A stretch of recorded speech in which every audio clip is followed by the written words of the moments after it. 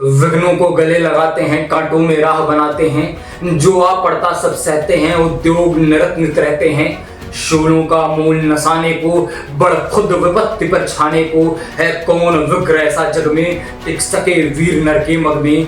खम ठोक ठेलता है जब नर, खम ठोक ठेलता है जब नर, पर्वत के जाते पांव उखड़, मानो जब जोर लगाता है, पत्थर पानी बन जाता है।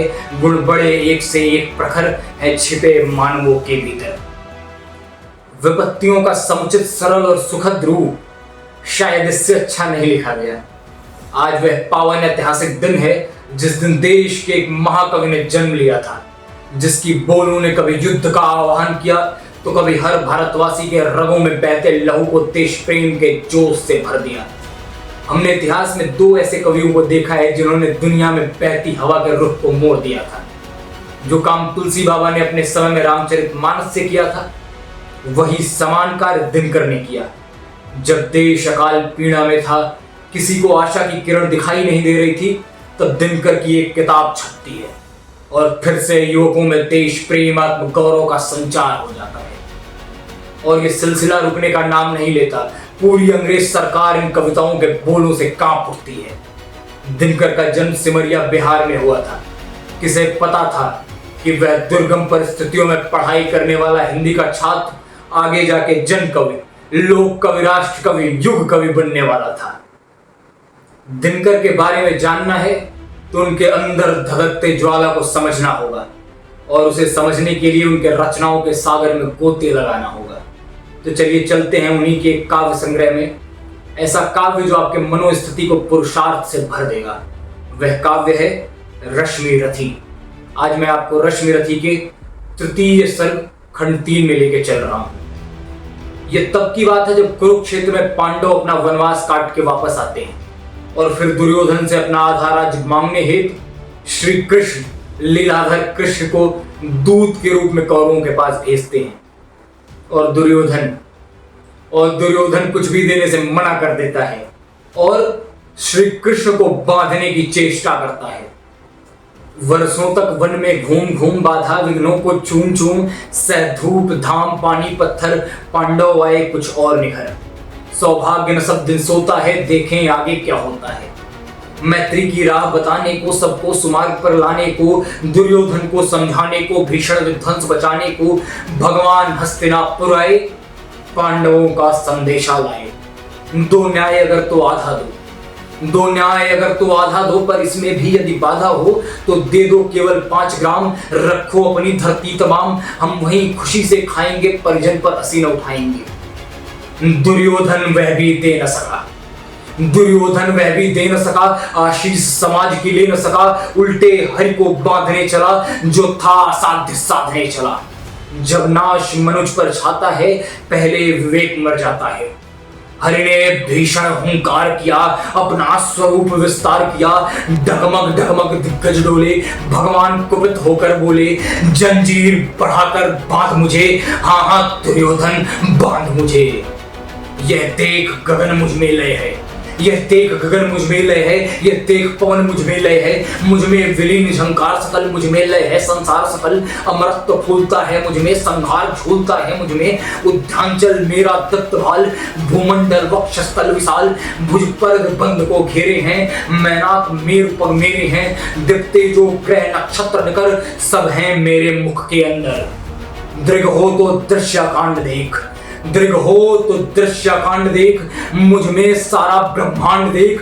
चर अचर जीव जग क्षर अक्षर, नश्वर मनुष्य सुरजाति अमर। षटकोटि सूर्य सतकोटि चंद्र, षटकोटि सरित सर सिंधु मद्र। षटकोटि विष्णु ब्रह्मा महेश, षटकोटि विष्णु जलपति धनेश। षटकोटि रुद्र षटकोटि काल, षटकोटि दंडधर लोकपाल। जंजीर बढ़ाकर साधिने, हाँ हाँ दुर्योधन बांधिने, हाँ हाँ दुर्योधन बांधिने। भूलोक अतल पाताल देख, गत और अनागत काल देख। यह देख जगत का आदि सृजन, यह देख महाभारत कारण। मृतकों से पटी हुई भू है, पहचान कहाँ इसमें तू है। अंबर में कुंतल जाल देख, पद के नीचे पाताल देख। मुट्ठी में तीनों काल देख, मेरा स्वरूप विकराल देख। सब जन्म मुझी से पाते हैं, फिर लौट मुझी में आते हैं। जिह्वा से कटती ज्वाल सघन सांसों में पाता जन्म पवन, जिह्वा से कटती ज्वाल सघन सांसों में पाता जन्म पवन। पड़ जाती मेरी दृष्टि जिधर, हंसने लगती है सृष्टि उधर। मैं जब भी मूंदता हूँ लोचन, मैं जब भी मूंदता हूँ लोचन, छा जाता चारों ओर मरण। बांधने मुझे तू आया है, जंजीर बड़ी क्या लाया है। यदि मुझे बांधना चाहे मन, पहले तो बांध अनंत गगन। यदि मुझे बांधना चाहे मन, पहले तो बांध अनंत गगन। सोने को साध न सकता है, वो मुझे बांध कर सकता है।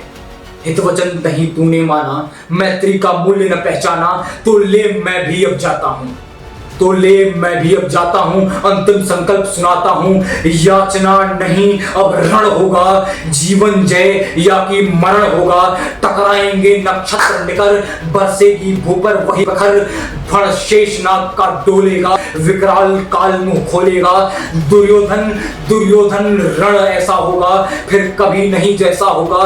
भाई पर भाई टूटेंगे, विषबाण बूंद से छूटेंगे। वायस श्रृंखाल सब लूटेंगे, सौभाग्य मनुष्य के फूटेंगे। आखिर तू भोगशाई होगा, हिंसा का परदाई होगा। थी सभा सन सब लोग डरे, थी सभा सन सब लोग डरे। चुप थे या थे बेहोश पड़े, केवल दो नर नाघाते थे। धृतराष्ट्र विदुर सुख पाते थे, करजोड़ खड़े प्रमुदित निर्भय। दोनों पुकारते थे जय जय। उर्वशी, हिमालय, रश्मिरथी, ये ऐसे काव्य हैं जो मनुष्य जीवन के हर स्वभाव, इच्छा और प्रतिक्रिया को सामने लाके पटक देते हैं। मानो कोई पूरे युग के अनुभव को शब्द बाध्य कर हम सबको अमृत पान करा रहा हो। अब मैं दिनकर को कितना बता पाऊंगा, दिनकर को कितना समझा पाऊंगा। पर एक कविता है उनके भक्त बाल कवि वैरागी की, जो दिनकर के उच्चारण, दिनकर की चमक और ताप की परिभाषा हो सकती है। क्या कहा कि दिनकर डूब गया दक्षिण के दूर दिशांचल में। क्या कहा कि गंगा समा गई रामेश्वर के तीर्थ जल में। क्या कहा कि नगपति नमित हुआ तिरुपत के धनी पहाड़ों पर। क्या कहा कि उत्तर ठटक गया दक्षिण के ढोल नगाड़ों पर।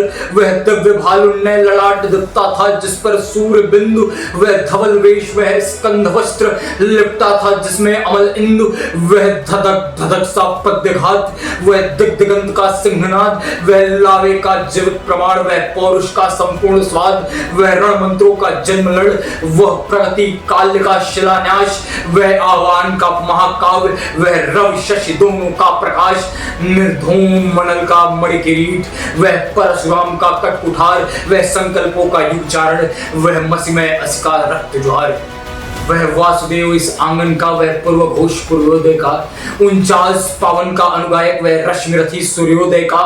वह मूंद गया अपनी आंखें, क्या कहते हो वह चला गया। वह मूंद गया अपनी आंखें, क्या कहते हो वो चला गया। अब घायल मात्र हिंदी का, वह बांध हिचकिया रुला गया। कल ही तो उसका काव्य पाठ सुनता था सागर शांत पड़ा। कल ही तो उसका काव्य पाठ सुनता था सागर शांत पड़ा। तिरुपत का नाच सुना मैंने, हो गया मुग्ध रह गया खड़ा। पर पता नहीं तुमको क्यों, कैसे मानस पुत्रों को टाल गए। इस बैनी गुंगी पीढ़ी पर वाणी का बोझा डाल गए। है वचन समूची पीढ़ी का, हम तुम्हें नहीं मरने देंगे। इस गिन में तम के तांडव को हम कभी नहीं करने देंगे। है 3 लोक 14 भुवन, 3 लोक 14 भुवन। वक्तव्य सुनाओ वंशज का, दायित्व निभाऊंगा पूरा मैं दिनकर जैसे पूर्वज का। आश्वस्त रहो पूज्य जनक, वाणी में अंश तुम्हारा है। कुल गोत्र भले ही कुछ भी हो, यह सारा वंश तुम्हारा है। मैं आशा करता हूं और चाहता हूं कि आप सभी दिनकर के किसी भी काव्य को उठाकर पढ़ें और अपने इस पुरखे के अद्वितीय सत्यता से कुछ सीखें। और अगर आप सभी चाहेंगे तो रश्मिरथी हम सभी साथ मिलकर पूरा पढ़ेंगे। धन्यवाद।